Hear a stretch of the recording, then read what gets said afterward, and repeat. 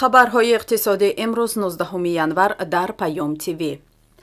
гардиши тиҷорати хориҷии Тоҷикистон манфӣ боқӣ монда, дар натиҷаи фаъолияти тиҷорати хориҷӣ дар соли гузашта хуруҷи бе бозгашти асъор аз ҷумҳурӣ беш аз $3 миллиард ташкил дод.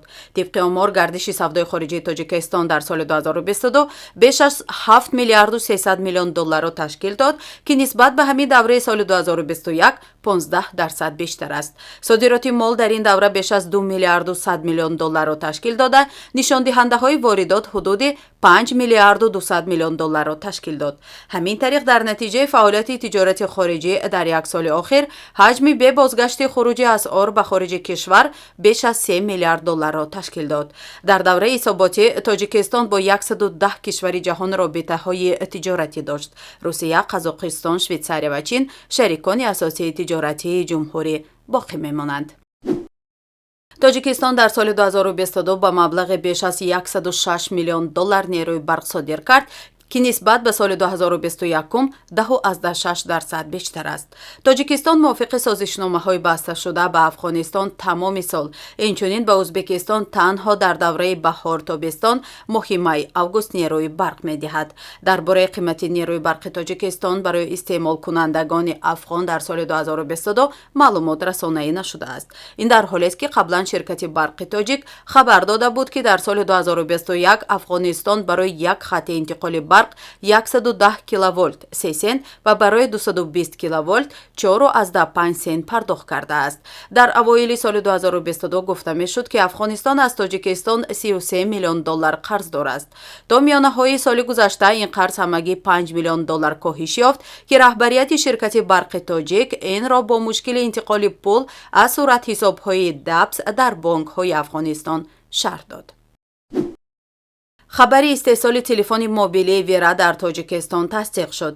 телефони мобилӣ дорои 2 симкорти Вера аллакай 2 моҳ инҷониб бо тамғаи Made in Tajikistan дар Тоҷикистон истеҳсол мешавад.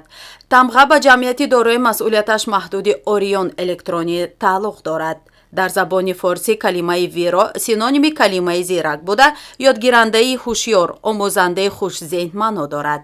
ба иттилои хабаргузории Азия Плюс, модели аввали телефони Вира модел V1 Тоҷикистон дар душанбе ҷамъу васл ва сохта мешавад. қисмҳои эҳтиётӣ ва дигар лавозимоти телефон аз Таиланд, Корея, Чин, Тайван ва дигар кишварҳо дастрас мешаванд.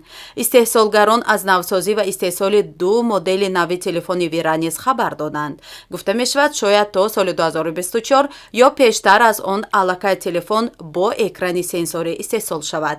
телефон дар заминаи низоми амалиёти Java бо хотираи насбшудаи 100 мегабайт истеҳсол мешавад. ба он метавон 32 гигабайт флеш хотираи иловагӣ насб намуд. дорои камераи 1.3 мегапиксел аст. Вира 1200 мегапер дорад, ки имкон медиҳад бидуни пуркунии қувваи иловагӣ онро тақрибан 4-5 рӯз истифода бурд. нархи арз. бонки миллии Тоҷикистон арзиши сомониро нисбат ба асъори хориҷӣ барои имрӯз 19 январ эълон кард. тибқи нишондоди Бонки миллии Тоҷикистон, арзиши 100 рубли русӣ барои имрӯз 14 сомониву 80 дирам аст. ин ниҳод қурби миёнаи фурӯши $100 Иёлоти Муттаҳидаи Амрико дар муассисаҳои қарзии Тоҷикистонро 1026 сомониву 12 дирам арзёбӣ кардааст. Бонки миллӣ қурби миёнаи фурӯши 100 евроро 1110 сомониву 98 дирам арзёбӣ кардааст. нархи тилло. баҳои ҳар унс тилло дар муомилоти субҳи имрӯз миёни бонкҳои Лондон $1912.55 муомила шуд. нархи нафти хом. нархи миёнаи фурӯши ҳар бушка нафти хуми таҳвили моҳи оянда дар биржаҳои Intercontinental Exchange ва Brentgrad фьючерси Лондон $84.14 муомила шуд.